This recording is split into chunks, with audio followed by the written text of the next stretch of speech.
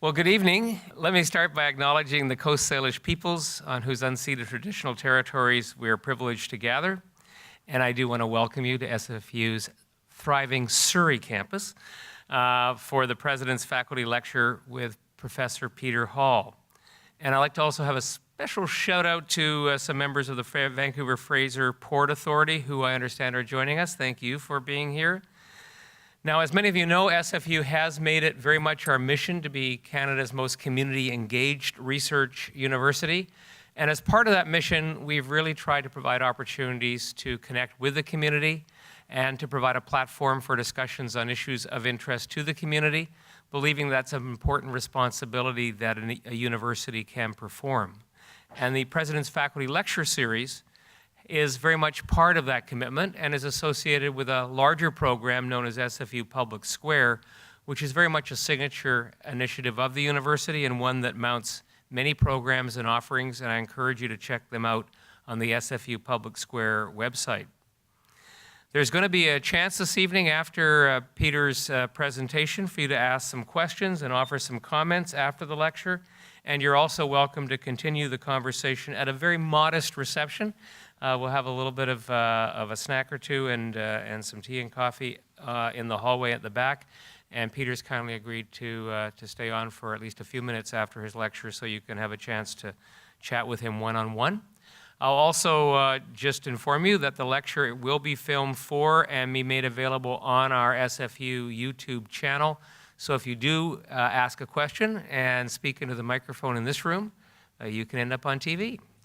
Whether you think that's a good thing or a bad thing, I guess we'll condition you as to whether you want to ask a question. But certainly you'll be invited to do so after the lecture. So let me tell you a little bit about Peter Hall. Peter Hall is professor and director of the Graduate Urban Studies program at SFU. This is in fact the only graduate level program and credential in urban studies in Canada, so we're very proud of this signature program. He's also an associate member of the Department of Geography and an associate editor of the Journal of Transport Geography. Originally from Cape Town, South Africa, Peter earned his Bachelor of Social Sciences from the University of Cape Town, went on to earn his Master's of Science from the London School of Economics, and his PhD in City and Regional Planning from Berkeley. Some pretty outstanding credentials. His research interests include port cities, seaports, and logistics, which is what we're going to hear about today, local labor markets and employment, and community and local economic development. He's performed research in these fields all over the world, and he's a prolific publisher, published much research on his findings in these areas. In 2014-15, he was the project lead for the first National Social Enterprise Sector Survey, which collected impact data from nonprofit social enterprises across Canada.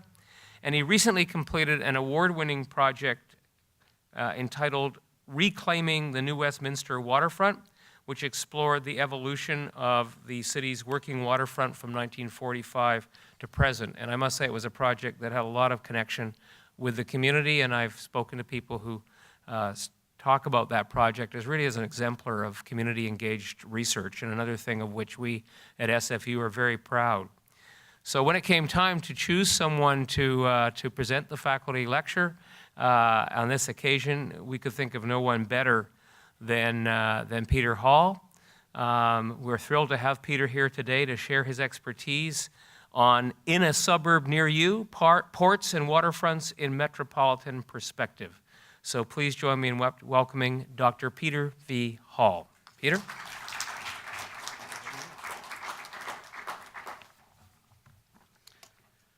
Thank you very much. Thank you very much, President Petter, for that very gracious welcome. Thanks, everyone, for being here. It's just a great pleasure for me to have an academic job in a port city that's a pretty good place to live. It's not often that we get to be in the place where we do the research that we love. I want to start by thanking some of my students, many of whom are here. It's great to see you. There are a bunch who've worked with me directly on these ports issues, and then others who are still working with me on these port issues. Others who've done their own independent research on these topics. So it's great to see all of you. Thanks to the Social Sciences and Humanities Research Council of Canada, who fund who funded this work through a series of research grants. And thanks to all of you, because it's your taxes that pay me to teach other people's kids. So I really appreciate that. I was actually born in Durban, even though I grew up in Cape Town. Durban's a major port city. I returned there immediately before embarking on the academic career to work as a local government official, where we really struggled with the very challenging issues of the interface between port and city. As Andrew noted, I grew up in and around Cape Town. Cape Town is also a port city.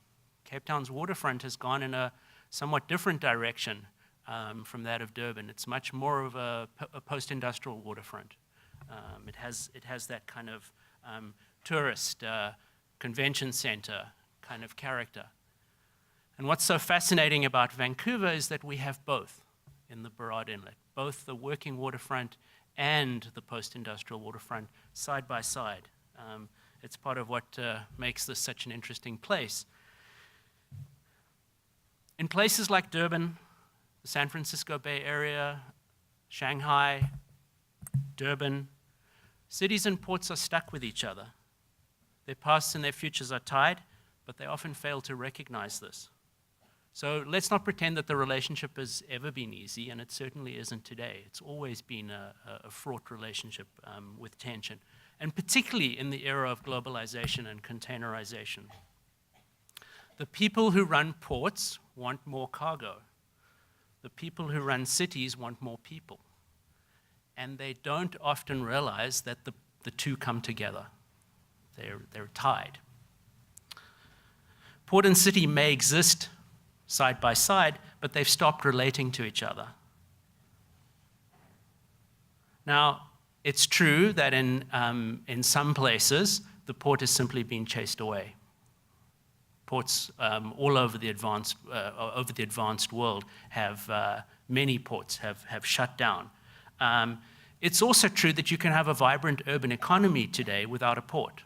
Toronto, Chicago, London, these are places that historically were port cities, but are no longer identified and understood as such. So let me put that in more formal terms.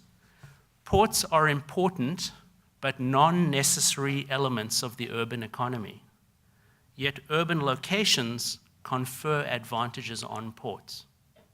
A colleague and I did a paper a couple of years ago where we calculated that something like 6% of the world's population live in the metropolitan areas that handle 2/3 of the world's containers.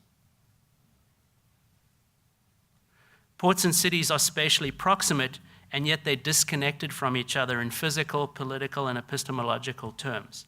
Changes in governance, ownership, and management of ports have put further distance, institutional distance, between ports and cities.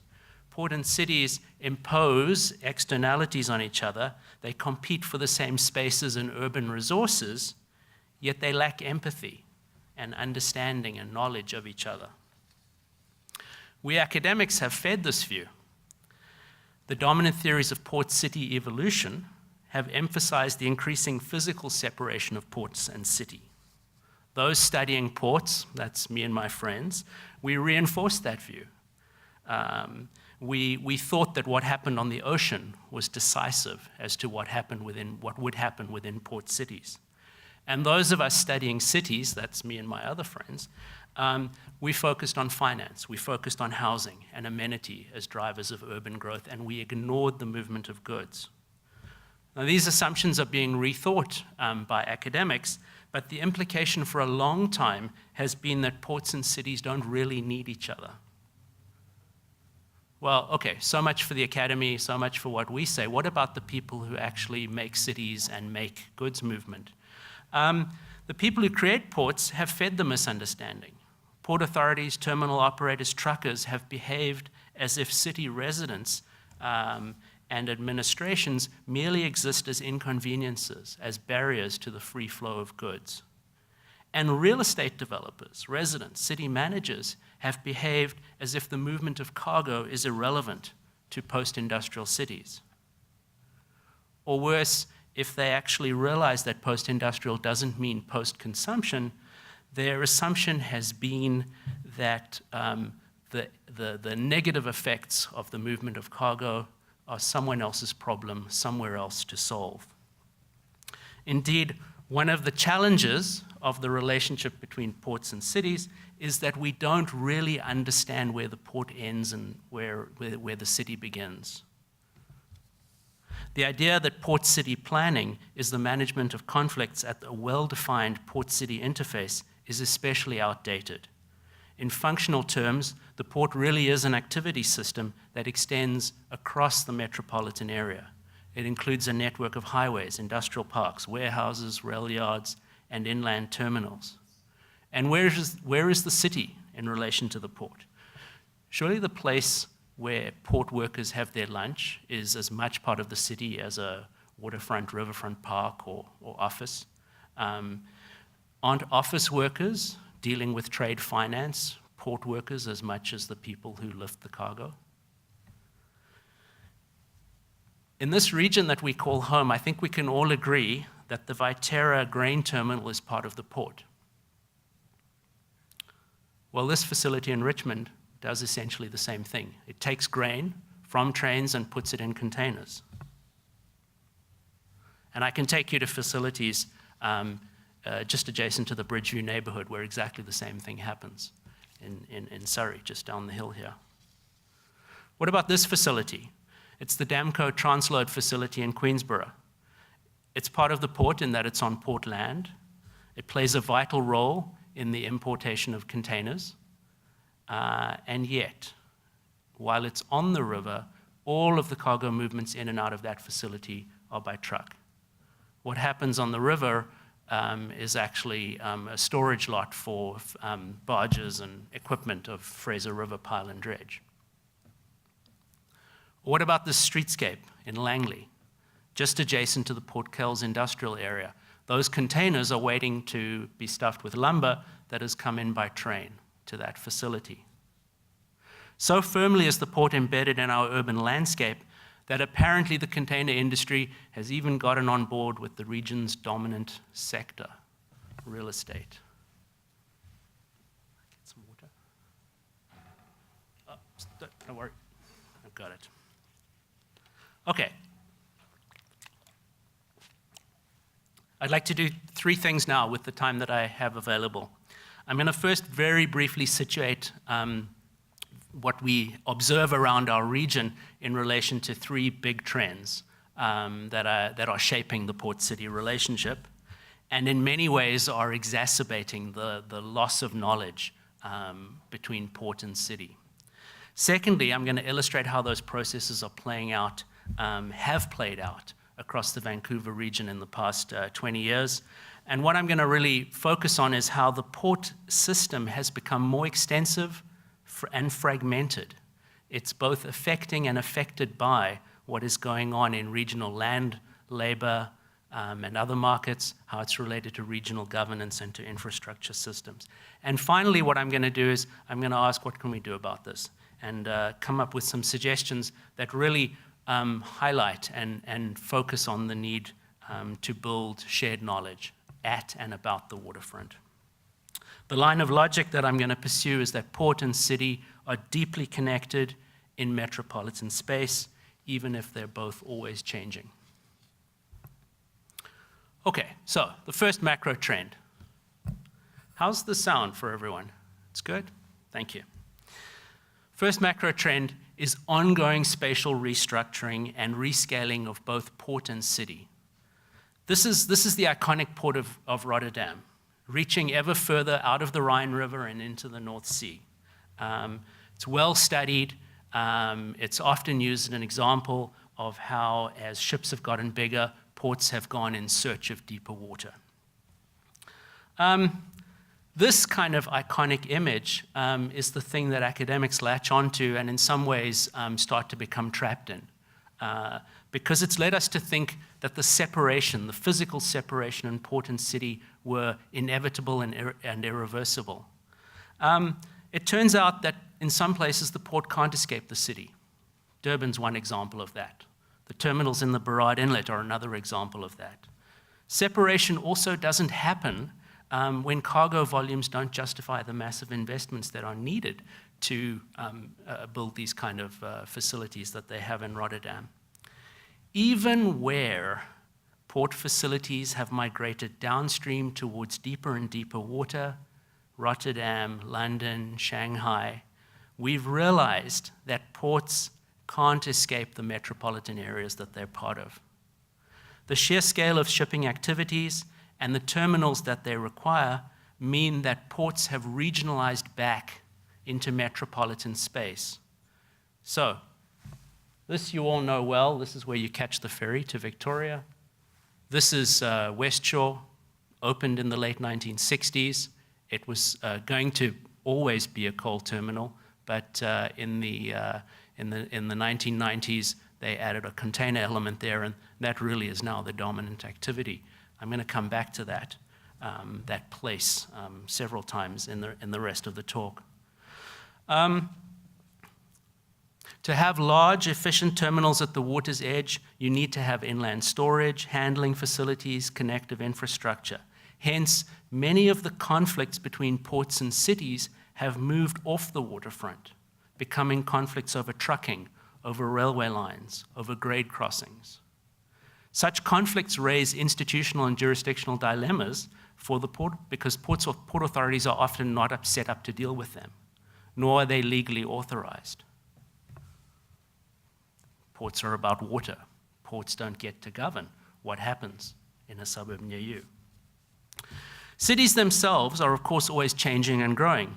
In most places in the world, the port city is not much more than the core municipality of a larger multi-jurisdictional metropolitan area. In all of the post-war period, the municipalities of the GVRD surrounding Vancouver grew faster than the city itself, with the possible exception of New Westminster and a couple of census periods. In fact, it's worth remembering that there was, as recently as 1971 to 76, a period where the city of Vancouver actually declined slightly. It's true that we've seen a revalorization by social elites of urban core areas around the world, retiring baby boomers and young professionals and transnationals wanting to live on the urban waterfront. Such residential and consumption-orientated colonization of historic portlands furthers the displacement of industrial activity to the urban periphery. The new residents of the waterfront know it as a place of leisure and consumption, not as a place of work. That's something we really came to understand in the research on the changing New Westminster waterfront. So both ports and cities are continuously rescaling in a cycle of disconnection and reconnection in which port and city can never quite escape each other's. The port in the port city is everywhere, just as the city is everywhere in the port. The second major trend I want to talk about is inequality, both in an urban and in a port context. So this is a photograph from a festival called Kulturhaven in Copenhagen, which I attended 2 years ago. And so it's all for locals. All of the tour was done in Danish. And luckily I had someone sitting next to me who was translating for me. And I asked her about some older apartments on the waterfront. I said, what's going on there? And she said, oh, that's for normal people. And then we went on about the price of waterfront real estate, and we could relate. Okay, of course, it is difficult to simultaneously to secure investment for waterfront redevelopment while providing housing for all income levels and tenure types. But there is a deeper port city problem here. It's a problem today if the waterfront is marked only for rich people, just as it was a problem in the past that the waterfront was marked as a place of sailors and seamen and longshoremen and other criminals. The waterfront has again become a site of exclusion, with silos of knowledge about who and what it is for. It constrains our imagination, and it makes the task of creating shared visions all the more difficult. Inequality is also present in the marine shipping industry. I mean, it's just every month they seem to float a new world-breaking record, bigger container ship. And similar trends are present in the ocean cruise lining industry as well. I mean, just by way of context, this 21,000 TEU, that's a 20-foot equivalent unit, this 21,000 TEU ship, the biggest currently, is fully 8,000 TEUs larger than the biggest ship ever to visit Vancouver. The largest cruise ships that can get in under the Lions Gate Bridge push about 4,000 passengers. Larger ships mean larger terminals and fewer port calls, which means greater disparity among winners and losers. The impacts on the winning communities hosting these ships are ever greater. And I'll put winning in inverted commas because we've certainly seen protests in Mediterranean tourist towns over the size of container cruise ships, and we've seen protests against the impacts of container ships, particularly in racialized communities around America. Still, Vancouver's port is one such winner. Vancouver's share of all containers handled on the west coast of North America has increased from below 5% in 1990 to now over 10%. It's overtaken all but Los Angeles and Long Beach in terms of the number of containers handled. It's not easy to change these industry dynamics, just as it's not easy to change social inequality in cities.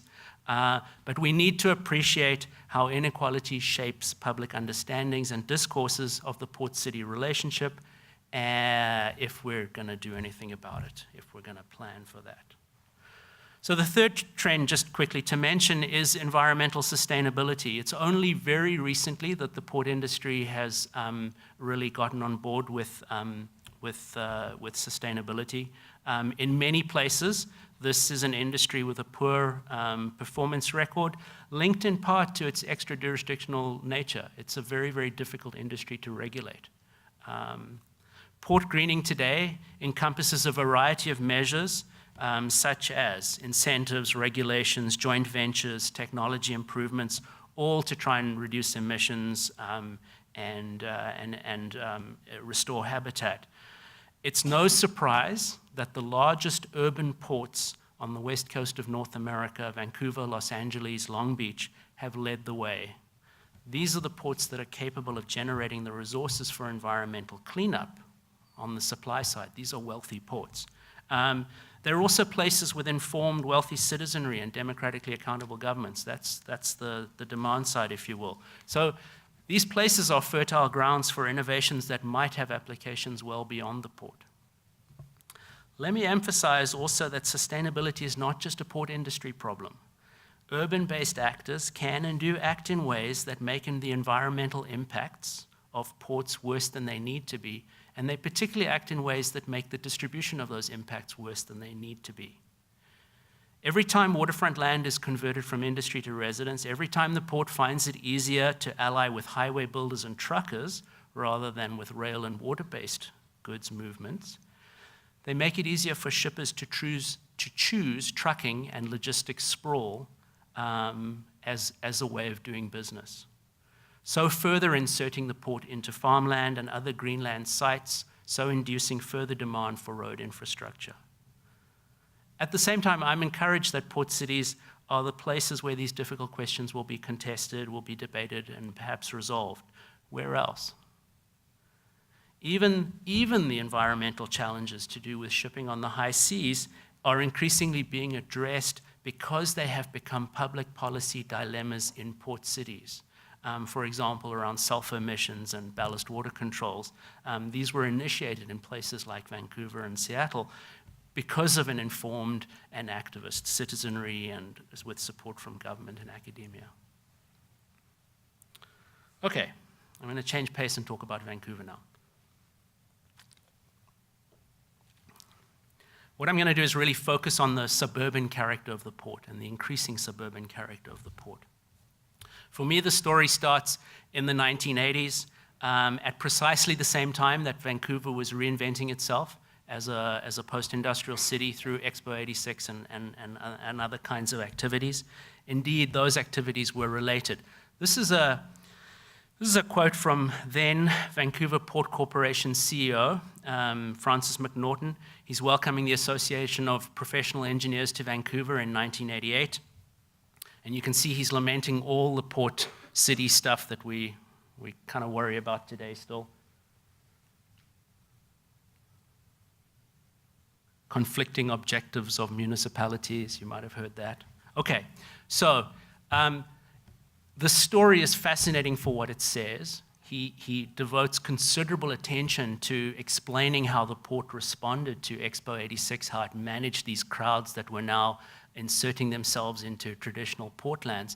It's also remarkable for what it doesn't say. Earlier that same year, the port had begun to consider opening up Delta Port for container operations. And they'd actually just commissioned the first long-range studies that led to the opening of that facility in 1997. So the construction took place over the 90s, and in 1997, Delta Port opened. Delta Port Container Terminal was a success. It has been a success. It was followed quickly by an expansion in 2000. However, in order to move the expansion forward, the Port of Vancouver found it needed to show customers that there was enough capacity close to Delta Port to handle containers. They found that help through a unique partnership that we know today as Coast 2000. It's a container storage and transload facility in Richmond on the Fraser River. This was an important early entry of the Vancouver port into regional land markets. And it was also an important rescaling of the governance of the port because this was a partnership between the then Port of Vancouver and the Fraser River Port Authority. Those two port authorities, along with the North Arm, were to merge in 2008. So what happens at Coast 2000? Pulp comes in by rail from mills in the interior, and it gets loaded into containers for export. There's lots to like about a facility like this. The area around Coast 2000 has become a logistics node with container storage, transloading facilities, rail access, so it reduces the number of truck trips on the roads. But this cluster would be great if they actually used their jetty to move containers on the river between Delta Port and the rail yards in Surrey and in Port Coquitlam. What happens here is emblematic of an increasing mixing of import and export supply chains within our region, which are themselves a driver of this more regionalized port system that I'm talking about. Here's a graphic trying to capture what old supply chains used to look like, with imports of containers separated in terms of the logistics chains they move through from exports of resources, resource-based commodities. Well, increasingly, these import and export supply chains have been mixed with increasing shares of lumber, agricultural products now being exported in containers. What this means, however, is that for every container handled within the metropolitan region, more and more truck trips are needed to move those containers from terminal to transload to storage facility to rail yard and all points in between. In other words, trucking is now a key dimension of the port's metropolitan footprint. In human terms, this sets up all kinds of interesting interactions. Again, something we learned in the new Westminster Waterfront study was about the fascinating interactions between longshoremen and sailors from around the world. Fortunately, that tends not to happen today because the ships don't hang around for long enough. But here's a vignette from some research on the employment of immigrants in the port logistics sector. This is Akshat, taken from an interview with him. That's not his real name. He's an immigrant from Chandigarh. He has a BSc degree, but he's holding down 2 jobs as a security guard, and one of those jobs is guarding a warehouse. Essentially, he is a grossly underpaid interpreter. He's paid to translate for the truck drivers who arrive at that facility. And when pressed, he actually had a pretty interesting explanation for why he wasn't in the more lucrative trucking industry. My point here is just simply this. This is another example of the supposedly seamless and placeless supply chain actually having to accommodate itself to the realities of the urban context in which it finds itself. All of the growth through the port since the 1980s has resulted in other changes in the regional labor market. Unfortunately, this analysis is only 1991 to 2006. 2011 numbers aren't any good. 2016 numbers aren't yet available in the form that I need them for this. But what's overwhelmingly impressive here is that despite massive growth in throughput, growth in employment has actually been very modest and in fact has declined in some of the key sectors. It has grown in warehousing, and it has also grown in freight transport arrangements. So some of those kinds of employment have grown with cargo throughput. But the overall message is clear. Even if port work pays well, port employment does not keep up with port throughput growth, nor should we expect it to. This is another one of the dimensions in which we find the challenge between ports and cities. What did change was a dramatic southward and eastward shift in the location of port logistics employment. Again, this is 1991, 2006. And there's every reason to think that that's continued since then. That's based on place of work. The port labor market, along with the activity system, has suburbanized. With all the increased need to move containers around the region, it's perhaps no surprise that we've had 3 container port disruptions in the last 2 decades. Here's what the 2014 strike looked like. This is someone taking matters into their own hand with a pickup truck outside one of the terminal gates. I guess they decided they were going to go and deliver their own container for themselves. This was a lucky screenshot capture from the feed that they have from the terminal gates. The resolution of these port strikes has been enormously complicated. It's again an example of an issue that's away from the waterfront, and it's not clear who's in charge. It's involved the provincial government, the federal government, the port authority, the truckers, the trucking firms, the terminal operators. The current regime might work. We've had 2 attempts that haven't worked. Maybe the current regime will work.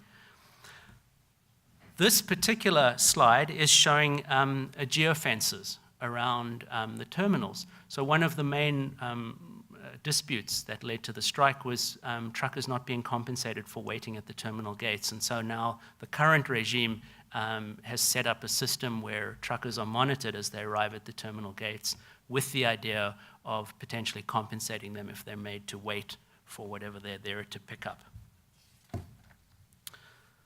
Trucking is also an issue for municipalities. Back in 2010, we surveyed municipalities about what they regarded as the main points of conflict between themselves and the goods movement gateway. A simple ranking system of these conflicts showed more intense conflicts over routes than over sites. It suggests that while the Port Authority and municipalities have found ways to manage the conflict around the terminal, increasingly they were struggling to find ways of managing conflict away from the terminal. So things like traffic, noise, and so on around routes, more intense conflicts than questions of lighting and immediate land use adjacent to the marine terminals. And as you would expect, given the geographic changes I've been describing, these conflicts are more intense south and east in the region. So municipalities like Surrey and Delta reporting a much higher level of conflict than Vancouver and even, to some extent, Burnaby. One example of the kind of routing conflict that I'm talking about is truck route designation. It's one of those things you don't think about until suddenly you wake up and you have trucks running past your house. The example here is from 32nd Avenue, which is linking Highway 99 with the Campbell Heights industrial area. And I believe there's a similar conflict playing out right now over at 216th Street in the Walnut Grove neighborhood. So residents get unhappy about truck noise and impacts. They complain. There's a process by which that gets evaluated. And the technical review of this particular conflict came back with the same kind of thing we see with other conflicts. What the TransLink officials are saying here is that if we don't have a truck route here, we're going to have a truck route somewhere else. Okay, that's a reminder that port activities create winners and losers all across metropolitan space, especially when we cannot find collective ways to move cargo from trucking to other modes. How have governments responded to Vancouver's port's suburban expansion? One type of response has been to listen to the calls of industry for more investment in movement infrastructure. The Asia-Pacific Gateway and Corridor Initiative really was a reward for the previous 2 decades of growth, not the cause. It was playing catch-up in some ways in terms of infrastructure. The key elements of that program were grade separations around the Roberts Bank Rail Corridor, the North and the South Fraser perimeter roads, and a bunch of access points to facilities. The provincial government got in on the act with their own BC Pacific Gateway. And so the Highway 1 expansions and the Port Mann expansion really became associated in the public mind with the Gateway expansion. Around the region, including here in Surrey, these expansions were controversial.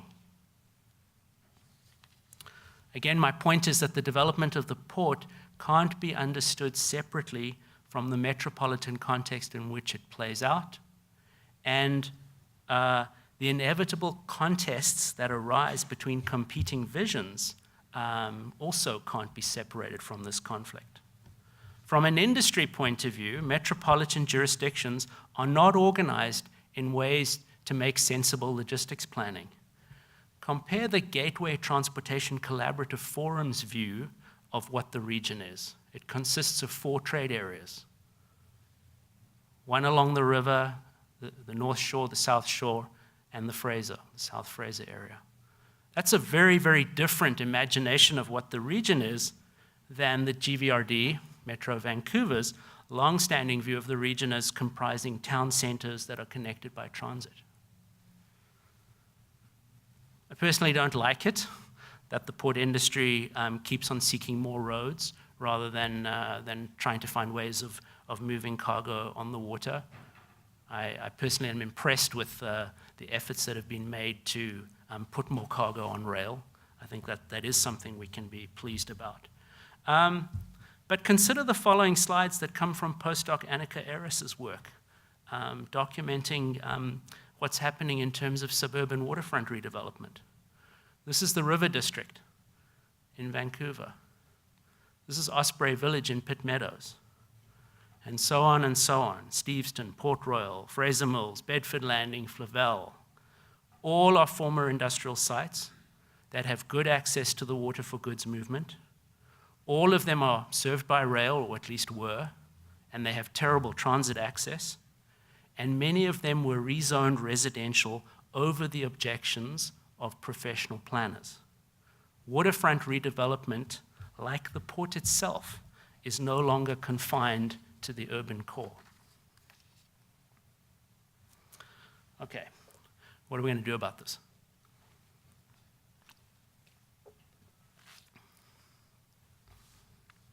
How can we build a metropolitan perspective when port, city, and suburb lack shared knowledge of each other? I'm going to suggest that we need to pay particular attention to constructing knowledge at and about the interfaces of port city, including their suburban and non-waterfront ones.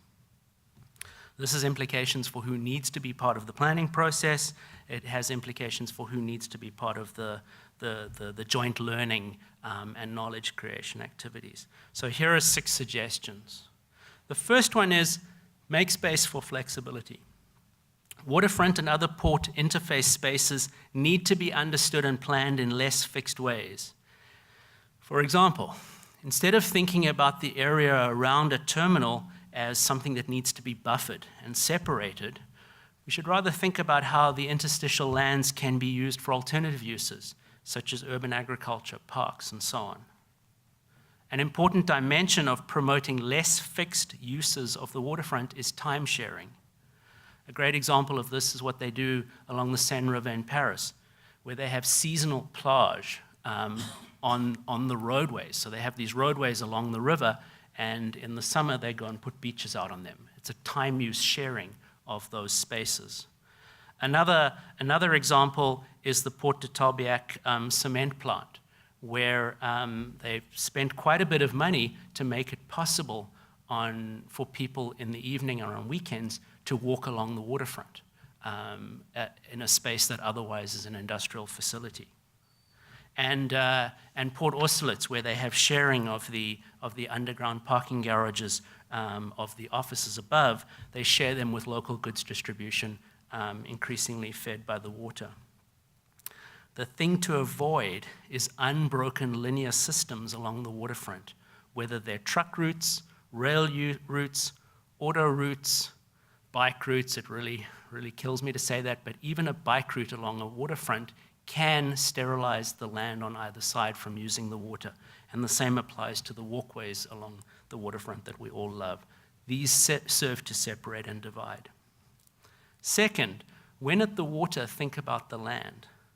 We should explicitly consider the implications of waterfront projects for land development elsewhere in metropolitan space, which means including a wider range of stakeholders in the planning process. For example, including farmers in port planning might increase understanding that the taking of greenfields on the urban edge is related to the conversion of core industrial land to other uses.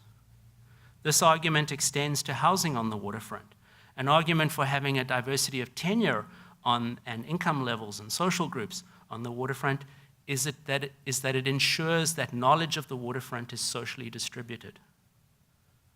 If the people who work on the waterfront don't know it as a place of residence and fun, and if the people who live on the waterfront never know it as a place of work, the potential for the discovery of new possibilities is reduced. Third, institutionalize sites of learning. So knowledge doesn't just come from facts, okay? It comes from when people have a shared understanding in order to make sense of those facts. Actors in the port industry should be encouraged to think about their connections to other local industries in new ways, including the non-cargo roles of the port. If the port is only about moving cargo and not about the overall health of the urban economy and society, then soon enough, citizens are going to ask who benefits. Might be happening in a suburb near here.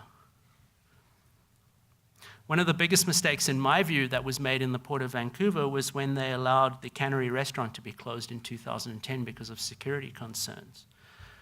The chef opened that restaurant up in a new place, in a new location. It's called the Pink Peppercorn. It's away from the water. So what is lost is not economic. It's something intangible. It's a place from which the public could comprehend the working port. Collaborative planners emphasize the need for conversations between stakeholders.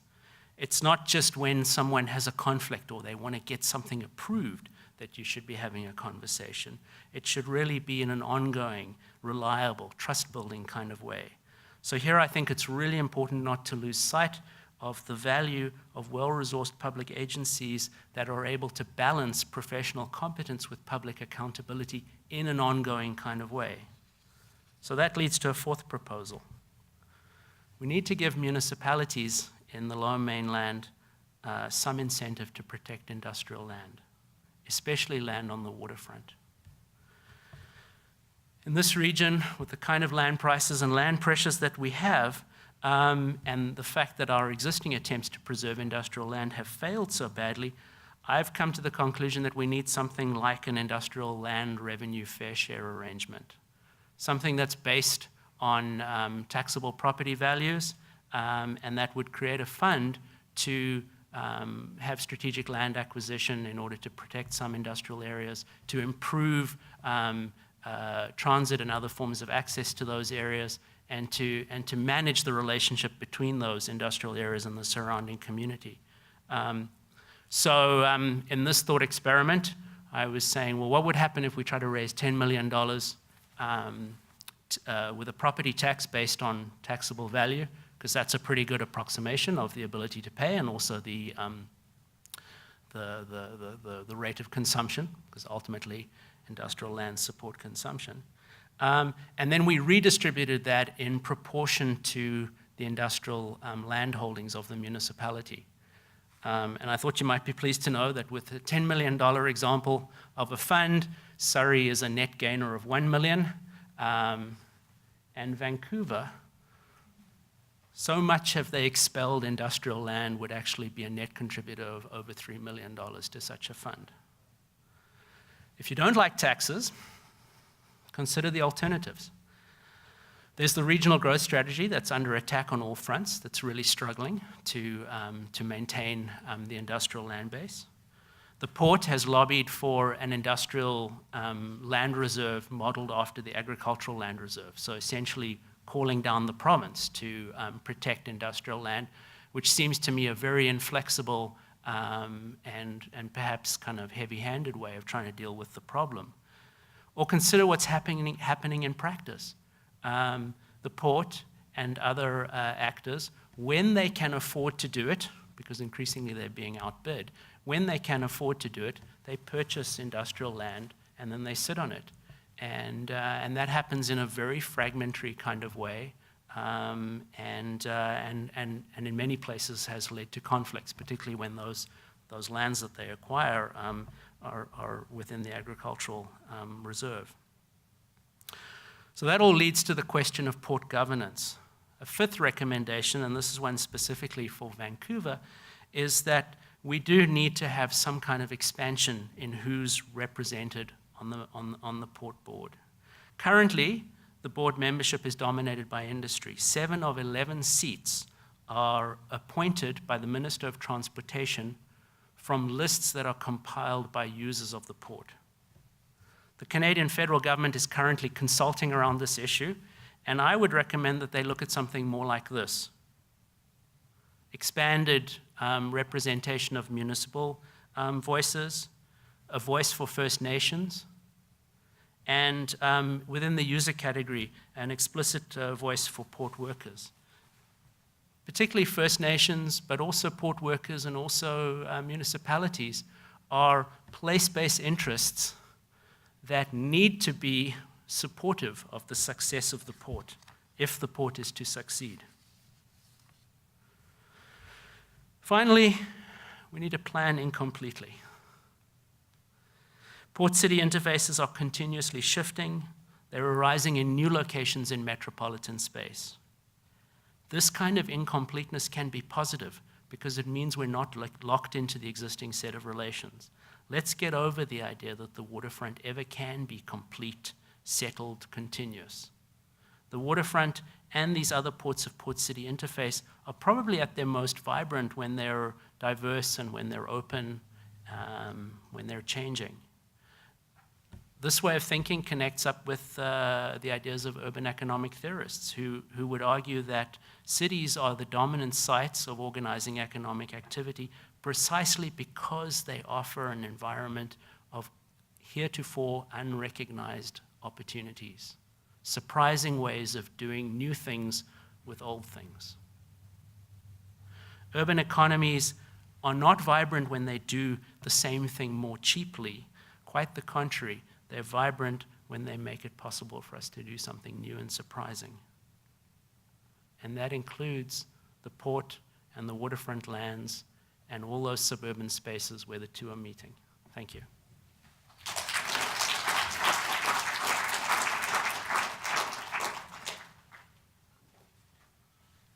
Well, thank you, Peter. A lot of fascinating issues, and hopefully you have some questions or comments you'd like to throw at Peter, and we have Emily and Heather with some microphones.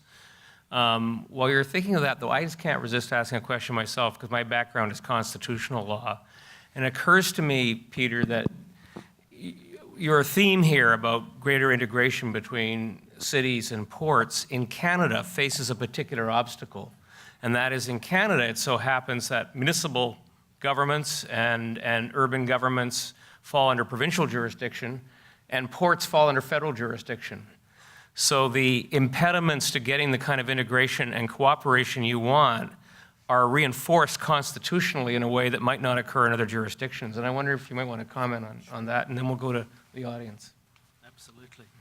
Thanks very much. So, I mean, the first thing I'd say is that when a certain constitutional lawyer's term ends, there might be a project worth taking up.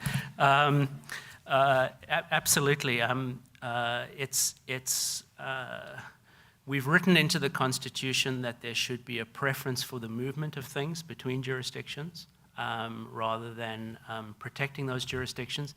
And it's still probably, the core logic is probably still correct, which is that the stakes of the other actors in the Federation in having a successful port are probably large enough that it's worth protecting. And so I'm not one of these people who say that we should wholesale invest the port authorities within the region and within the municipal jurisdiction.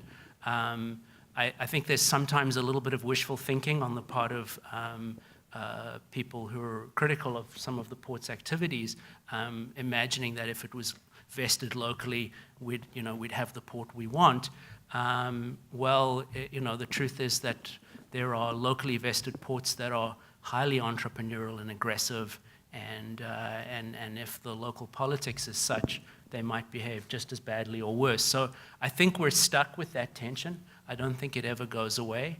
I think that currently what we have done, however, is that we've underemphasized and not given enough incentive to the region and to the municipalities of the region to see a successful port. And so I think some of these kind of suggestions that I was making hopefully would address that. Great. We have a question right here. Emily, if you want to put a microphone in front of this gentleman and Thank you, Peter. That was really good. I'm glad you brought up the governance issue. The consultation process is going on. I think Mark Garneau made an announcement last month, and I had a really hard time finding it online. I had to go and find a newspaper article in order to find it. There's 3 questions that they're asking and then a submission section, and only 8 people have responded. So not just myself is having a hard time finding this, but I think it's important that people look at this governance issue. So if people want the website, it's letstalktransportation.ca/port modernization. So if people want to go there, they can ask one of the standard questions, or they can write a submission themselves. The governance schematic that you showed there, the new and improved, it'd be nice to have community appointees as well, because I think that that's probably one of the missing pieces. Municipal government would appoint probably a politician or a senior bureaucrat, but there's the missing link is the community and the environmental movement. It's a fair question. Certainly in port boards around the world, if they are public authorities, because there is another model out there, which is the purely private port, and we haven't gone down that road, and I'm glad for that. The problem with having community representatives is how and who do they get there, and so that's where municipal government is certainly part of that. But I think the spirit of what I'm trying to suggest here is that we need voices that are tied to the region, but are tied to the region through more ways than just through commercial interests. So that have other commitments to the locality. Any other comments or questions right here, this gentleman? Thank you for a stimulating talk. I'm David Moyer. With your world view of ports, can you, at the top of the head right now, give an impression or an example of another port that is facing such an environmental issue as we potentially face with our tankers in Burrard Inlet? And the second part of that is, how have they coped or adapted to it? Well, so there was a very interesting process back in the early 1980s, where there was a competition over who was going to handle the coal that was going to Japan, and so ports all up and down the west coast competed with each other to get that cargo. Kind of interesting. Today, there's a competition over who doesn't get that coal. So who can, or at least fossil fuel, who can push that onto someone else's port and jurisdiction? And it seems to me that this is exactly the right place for us to be having this fight.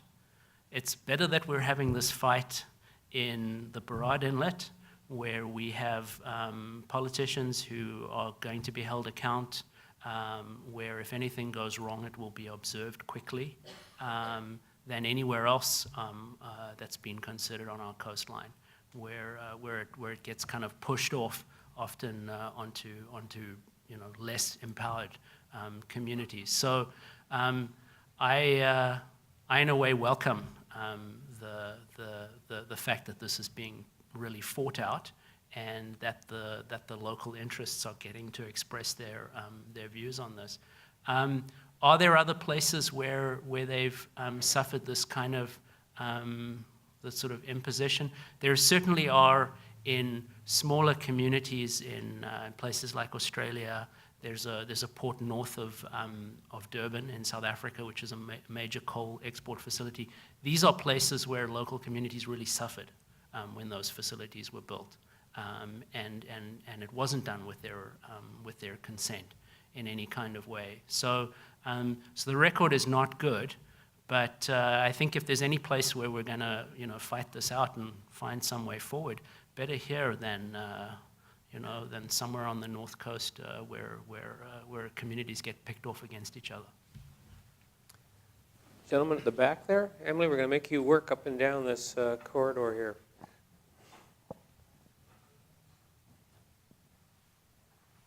Dr. Howe. I also have a question regarding the port governance reform. You mentioned that there will be a wider representation about the current board. No doubt it will promote social learning for deeper understanding of the wider community, broader community concerns. But the current board has reason to exist. The private dominance, the corporate dominant, private dominance of the board, because it's probably because they have slack resources. They have the capacity to do complex projects. And so my question is, how would you balance the problem of equity and effectiveness? Thank you. That's a great question. Thank you, Zushan. The social science on public authorities, a lot of it's actually been informed by studies of ports. And so the archetype of this is the Port Authority of New York and New Jersey. And the essential tension that's present in all of these public authorities is how to have enough independence and professional integrity that you can do the kinds of long-term investments and planning that are needed in any activity like this. So how do you retain that sort of professional independence on the one hand, which in some sense applies sort of autonomy from short-term political decisions, autonomy from private capital as well. How do you retain that? But on the other hand, you also have an agency that's responsive. And I do think there's a difference between a board that appoints the management of the Port Authority, which needs to be professional and independent, the board rather being a place where some of those voices get represented. There's a fundamental difference between being consulted and being at the table, and that's essentially what I'm getting at here. Another question back here? Yes, this gentleman. Hi, thank you.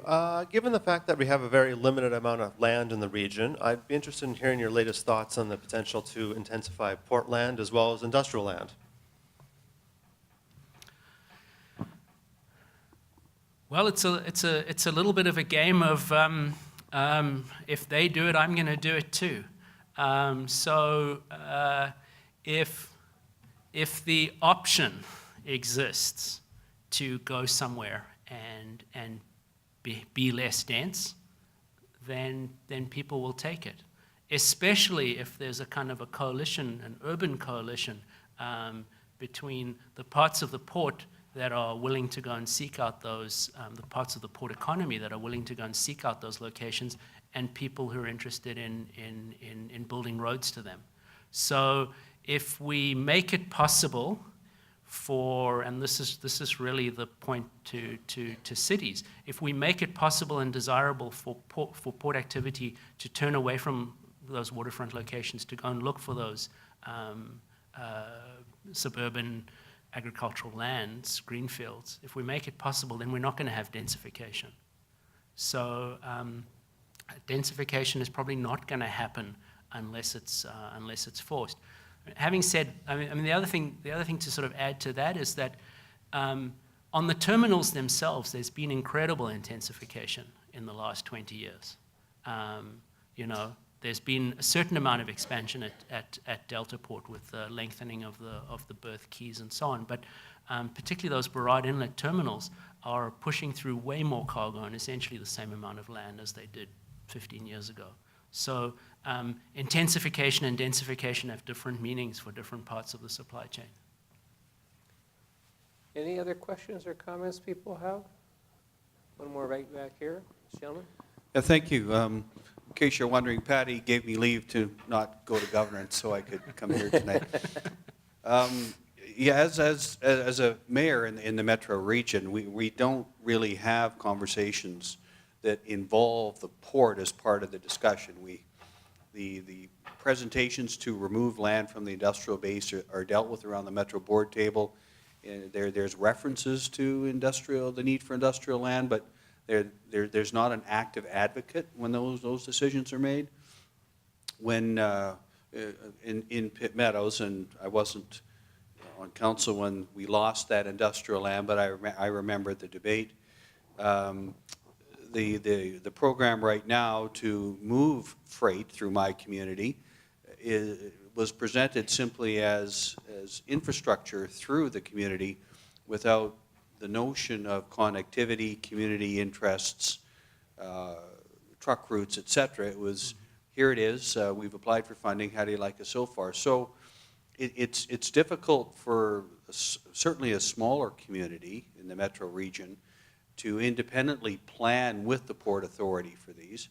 And in speaking with the other mayors through certainly the Fraser Valley, the Langleys, the Poco, et cetera, there's no coordination with the port or with CP for these kinds of initiatives. And the lack of planning is really rather sad. There's no principles that we can rely on when we're looking at sort of ubiquitous improvements for the movement of goods.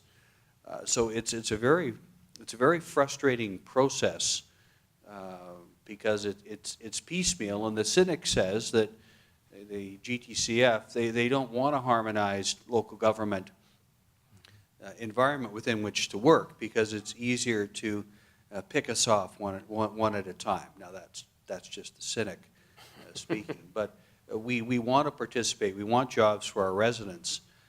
But it's in a vacuum of that holistic leadership, which is frustrating. So other than the board structure is fine, but if it doesn't get out and work with people, it really doesn't matter who's sitting at the table if the table is not talking. How would you suggest on a regional level, given the metro structure, how the port could integrate itself better into those conversations and local decision making? Yeah. I mean, the spirit of what I've said is that we need the combination of increased understanding, so just getting to understand each other a lot better, And that's certainly the first part of those recommendations were around those kind of improved practices. But there is a need, I think, for reorganizing the table, hence the governance reform and the institutional piece. John is the mayor of Pitt Meadows and also a current urban studies student who's apparently been let out of class for this evening, so welcome. You don't have an incentive to promote industrial land within your municipality, and that's a fiscal question. And so I think it is going to take a combination of those. I don't see it desirable or realistic that we're going to sort of mush things together into a single authority. I don't see the port becoming an arm of Metro or something like that. I think there are reasons for specialization and structuring these public agencies these kind of ways, but that means we have to deal with the complexities, and sometimes we're going to fight. Well, I think that's probably a good place for the public part of the lecture and questions to conclude, and we'll have a chance for less formal conversation. But I think it's been a fascinating discussion, and until one comes here and listens to a lecture like this, you don't think of the fact that, in fact, we do so think of ports as being separate from cities. So much so we aren't even conscious of the fact. And I do remember the cannery, and actually there used to be, I'm going to date myself now, but a great little lunch spot embedded within the port. Had the best salmon sandwiches that thick in the late 1970s. And the fact that we now separate out ports even more than then, and cities, and the implications of that is something that I think you've caused us all to reflect upon and to think about and to consider the implications. And there's a consultation process which can allow us, it sounds like we could probably overnight treble the input just in this room if we got online and took advantage of that opportunity. But more than anything, I want on your behalf to thank Peter Hall for sharing with us his research, his ideas, and provoking us, because I think your solutions only work if people embrace them or react to them and come up with their own solutions. And for that, I think we're all very, very grateful. So please join with me in thanking Peter for a very stimulating presentation.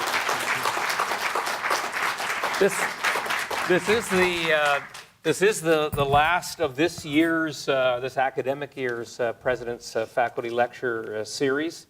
And I hope you've enjoyed this evening's lecture. These lectures are taped, and they are available on the SFU Public Square website. And we've had 4 fabulous lectures, so if you're interested in either hearing this one again or hearing any of the other 3, please check out the website. And check out the website as well for other events that SFU Public Square hosts or sponsors, or the annual summit that we put on in the spring. So the next President's Faculty Lecture Series will commence in the fall. We'll announce the individuals who will be delivering those lectures probably a few months from now, and I hope you'll come back out and enjoy and partake of that. I do want to thank, this program depends upon a lot of people. I can't name them all, but I want to thank Heather Sanders from my office over here, who does a lot to oversee and ensure that it happens as it should. And we have volunteers from SFU Public Square who participate, and people from the various campuses. Tonight we had Emily and Christine from SFU Public Square, and I'd like to thank them for volunteering. And again, we can only be an engaged university if we have an engaged citizenry who wants to come out and hear lectures like this one. So thank you for being here. And please do stay. There's some coffee, tea, and I think probably some cookies out back, and a chance, thanks to Peter's willingness to stay on to have a bit of less formal conversation. So thank you for being here, and please come back to SFU Public Square and the Faculty Lecture Series many times in the future. Thank you so much.